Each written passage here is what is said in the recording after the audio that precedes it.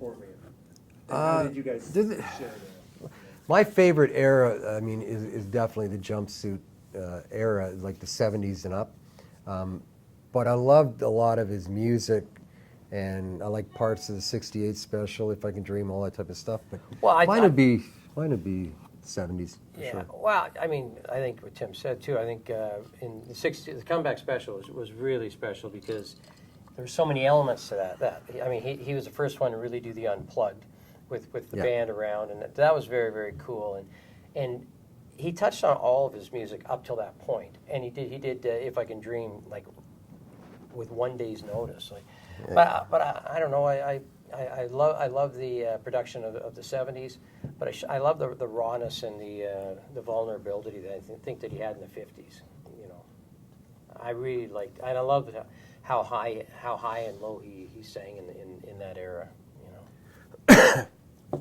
Well, and there's so many different times in his life that, I mean, once you start reading about him and finding out, and you know, Chris went down and seen Priscilla Presley at one of her interviews in Shooting Star, and people are under the impression, and I was too, actually, that because so many of his songs followed his life, you know, Suspicious Minds, you know, before he got divorced, you know, just different things, because he always said that if you can't sing a song with feeling, don't do it. So I believe that after Chris came back, Priscilla said no. The only song that he probably ever did was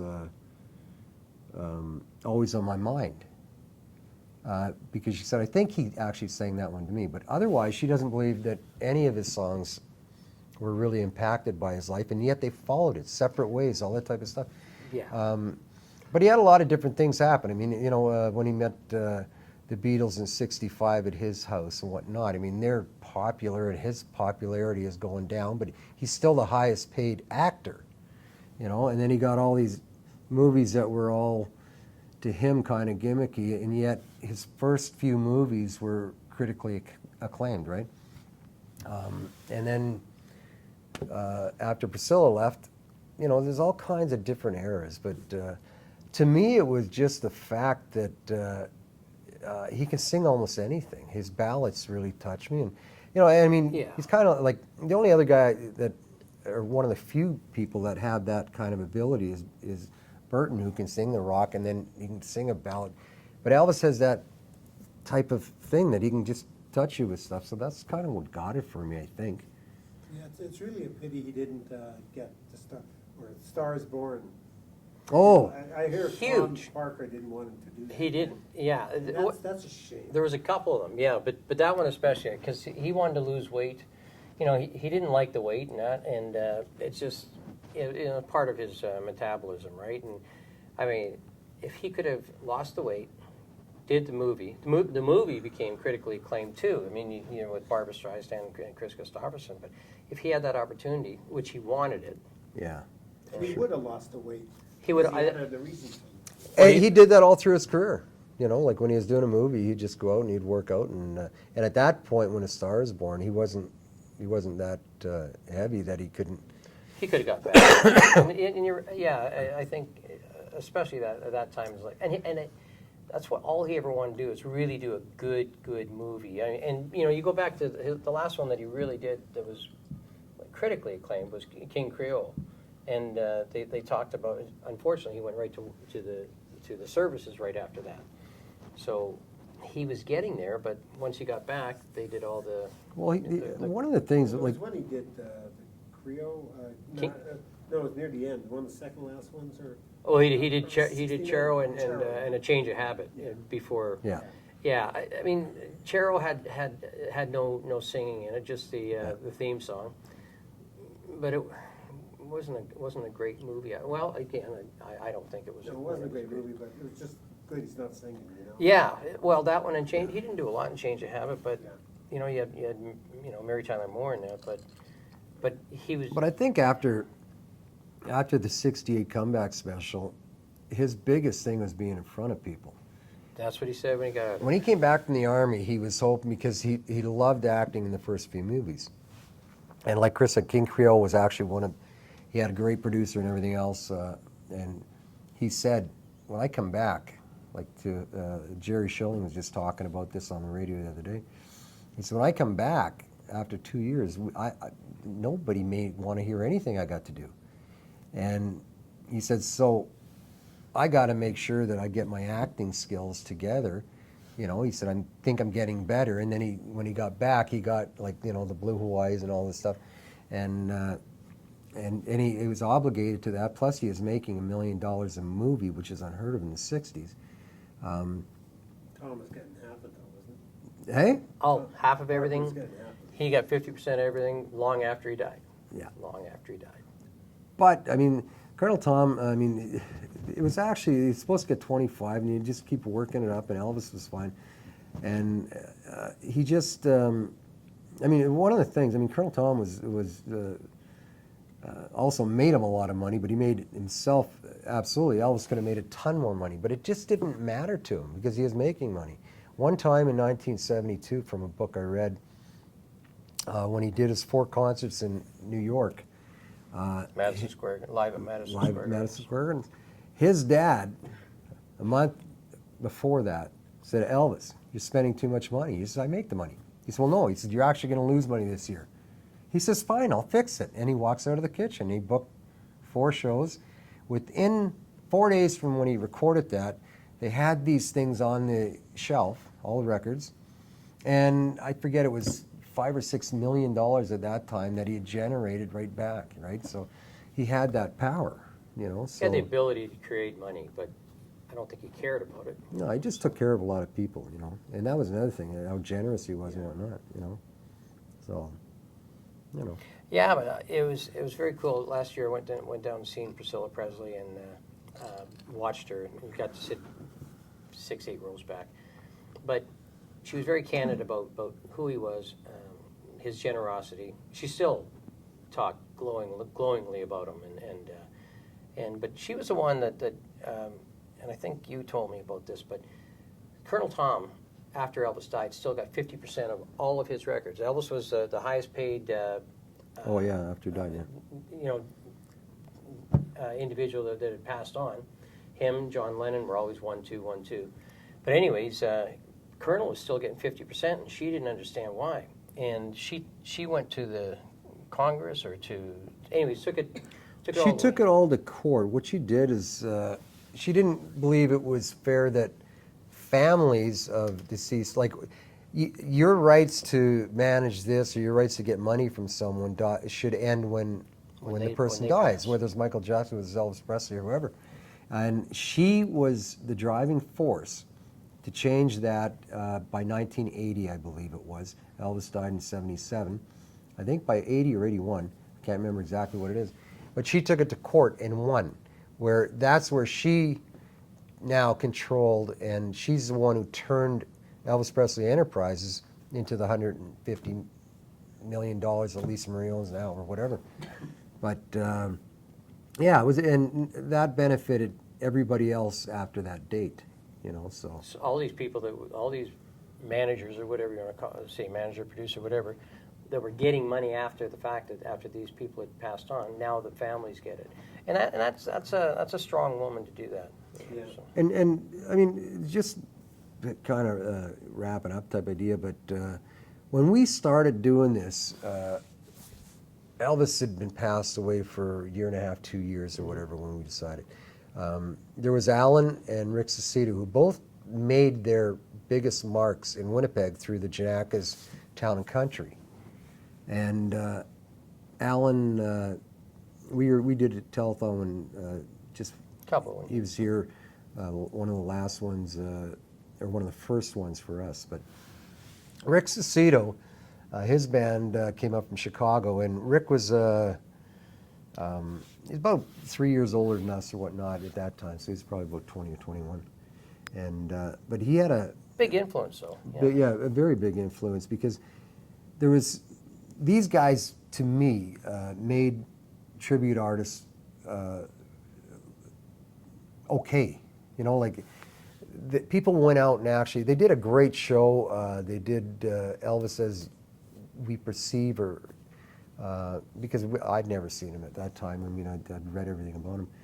But Rick came up with a big band, and Chris and I and our friends Darcy and Daryl, Darcy Klimenik and Daryl Howell, we went down and seen them and got to meet the band and all that. And then Chris or I or Darcy, anyway, they invited them over to my mom and dad's the next night. So the whole band came except for Rick, because he's a private guy. And they came 2 nights in a row and talked my mom and dad into going down. They had a guy, Dominic DeCesar was his name, who MC. He looked like Wolfman Jack, but he could impersonate a lot of people. He also impersonated an Elvis too, and he did so many different artists. But they did. That's where we kind of molded our show from doing a dinner set with a little bit of comedy, doing the Elvis show, which Rick would do next, and then your dance The set. band would come on, yeah. Yeah. That is, yeah, that, we kind of molded it off of his... Yeah, and we did that. We'd start out with the same song that they did, and then, but we always ended, when we first went out touring, we always ended off our sets with a Ronnie McDowell tune called "The King Is Gone." When Elvis passed away, he did this. Excuse me, but so that kind of, nobody up until, like when we were, whether it was Saskatchewan, Alberta, BC, or whatnot, nobody had heard us do Elvis before. But when you end off your set with "The King Is Gone," which this guy sounds identical to Elvis, and we tried to emulate that, it really sets you up for doing your show. For doing your show, yeah. And you know, and that's what I say, like, sometimes just seeing other people that are doing things similar, but... And Rick like, because we went down to the airport when they were leaving, and Danny Elliott, he was a Canadian guy that was in the band. That's right, yeah. He said, come on over here for a minute. He says, Rick's sitting over here. So we went and sat in a booth with Rick. And, you know, he said, the guys say that you guys, you know, are doing a little Elvis. They heard you in the basement and whatnot.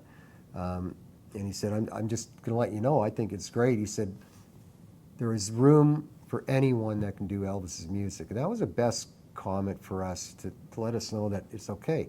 And now, they have an Elvis Hall of Fame, a tribute artist Hall of Fame in Vegas, and Rick Cicito was the first guy in it. Number one, yeah. So. But you know, we've had help from some fabulous people along the way. And we were one of the original tribute artists back then, and there was an article that was out probably about a year and a half ago from the States, and it said, if you want to see what Elvis was like, go and see one of the original tribute artists that is still around, you know, which is a really nice comment, you know, so. And now it's a common thing, like classic rock tribute artists. Yeah. Absolutely. Oh, yeah, without a doubt. And some of them sound better than, because you lose your voice as you get older. And Absolutely. some of them sound... You've heard us, eh? No?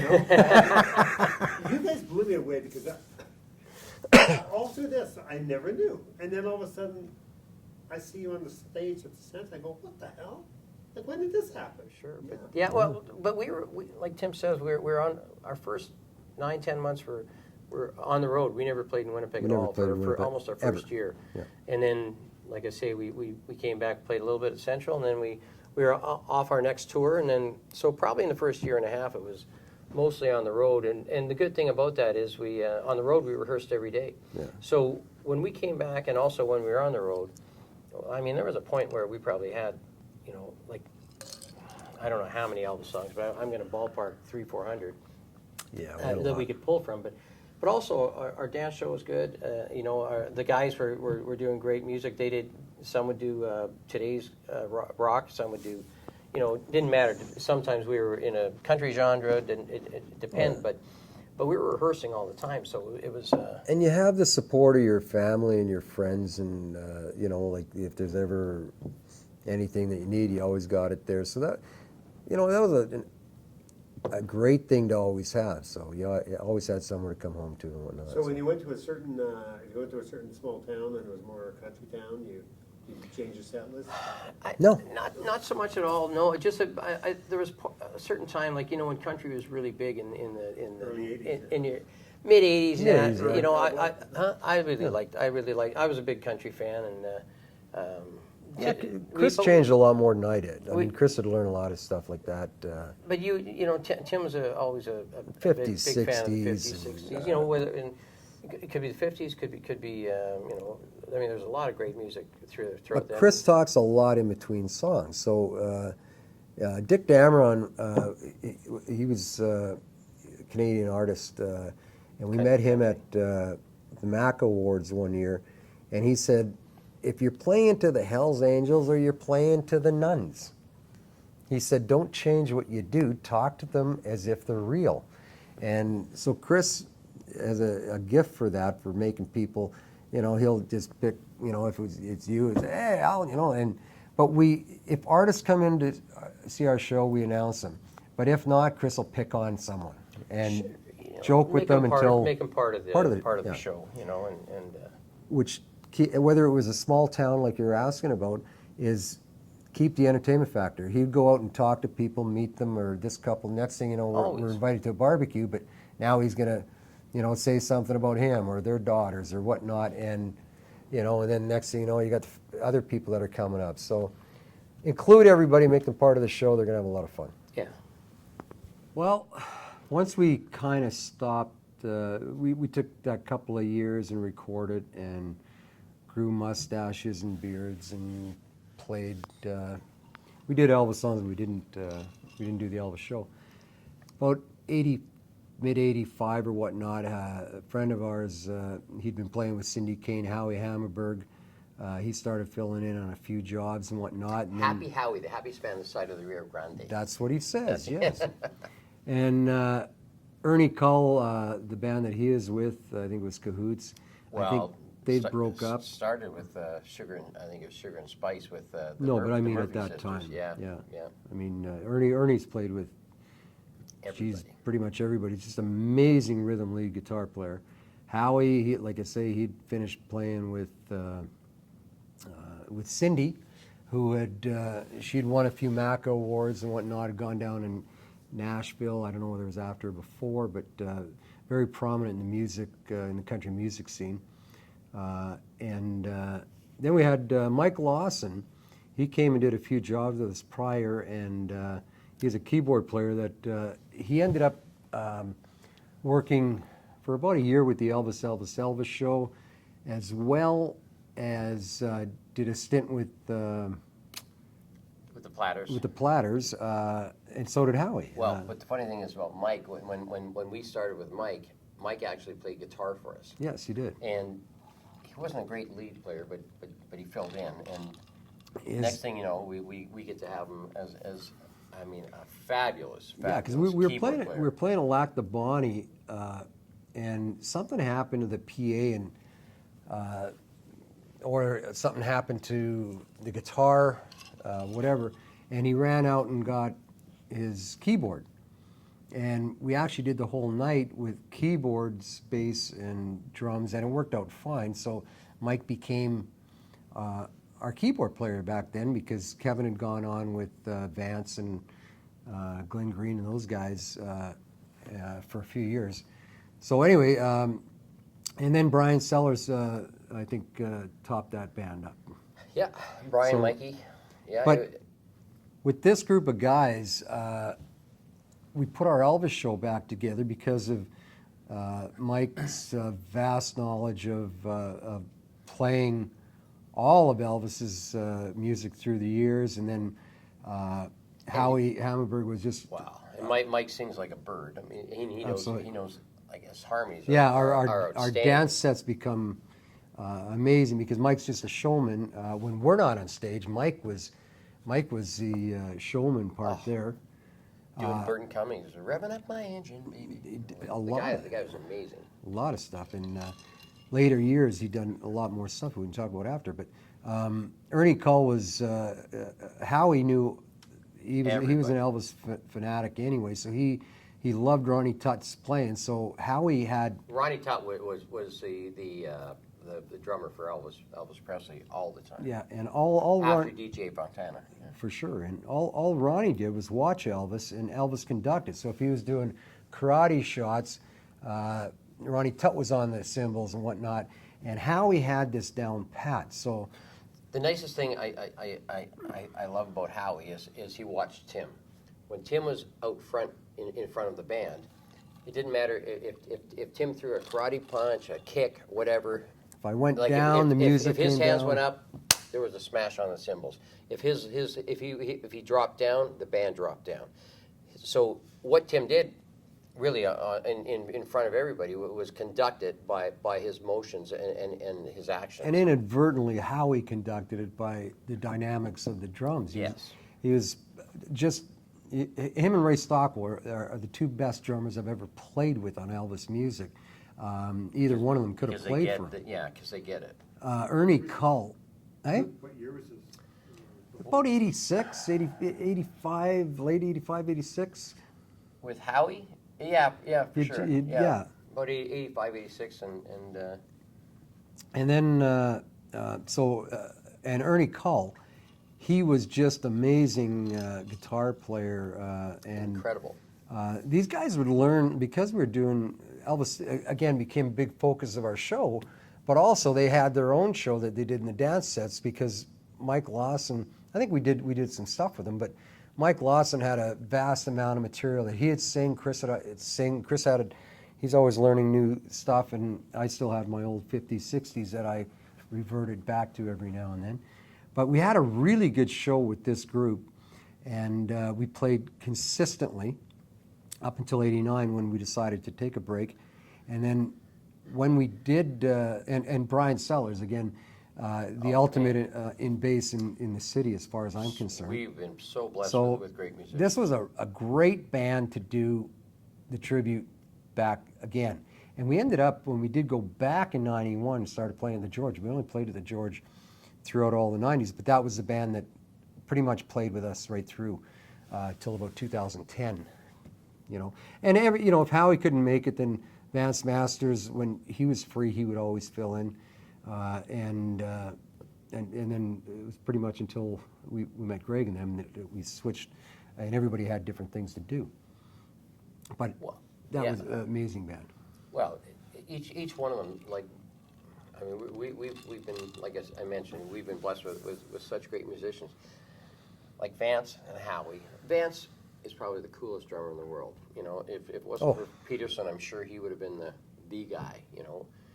Peterson, Ringo, Vance, wow, pretty special guys. What made you guys want to, when you took that break, when you said, I don't want to do this anymore? Because we'd been playing consistently for probably about 11 years. Well, and Tim, when we got back, I've never done Elvis since then, the show. Tim did it at the when we got back together, but So that was the early 90s? I think it was just 91. Yeah, I think we were I categorized Maybe as burnt Elvis. out, just burnt out maybe in '89 to the point that, it wasn't money, it wasn't. I love country music, and I'll tell you, there is no better guy that'll do Elvis in the world than Tim, but I was never that way in the sense that I loved what I did, but I really wanted to do country music but it was just I don't know why. Well, Chris has a lot of varying aspects when it comes down to entertaining. He can talk for 5 minutes if he wants on something and make you laugh or concentrate on whatever through the show. And he can do country, he can do rock, he can do Elvis. I grew up where, like I said, I like big band music. I like the 40s, the 50s, the 60s. And when I really liked Elvis, it wasn't to me, I really didn't care about recording my own stuff and whatnot. I kind of wish I had done an Elvis tribute album back in the 80s. To me, that's what I do, and that's what I can do well. And that's what I did. I think the reason Tim did the 70s so well is because he's a croner. He's a, the love songs are what he does better than anybody. if he had, I think, and again, I don't know, but I'm saying if I think that if he had his druthers, he would definitely do an album of he would have been like the Michael Bublé, like he would have done like just Dean Martin, like just love songs, and yeah, you know, to the heart songs, and that's why I think he excelled in the '70s Elvis. Me, I always thought I just would look at the audience. I'm thinking we got to do something a bit more up tempo. I love it. I love what he was doing in that, but I realized that as entertainers, we have to have that versatility. yeah. So you got to give them. You got to get them up dancing. It would be lovely if we played in a bar with just tables for two. You know, like it would be wonderful. But, Well, no, it's not. That doesn't happen. But it's not exactly like that. I mean, Elvis's show had every kind of. That's why That's Howie right. Howie Hamburg was asked. You know, every time we went out and seen a different band, you see great drummers in the city and whatnot. And Howie'd go, "My God, that guy's amazing," and we go to the next bar. That guy's amazing. I said, Howie, do you realize that none of these guys can actually do all the different genres that you do? Because in Elvis music, you go from blues to rock, to ballads and everything else, and yet Howie, when he got hired at fill in every kind of act, he could do it and he could play it.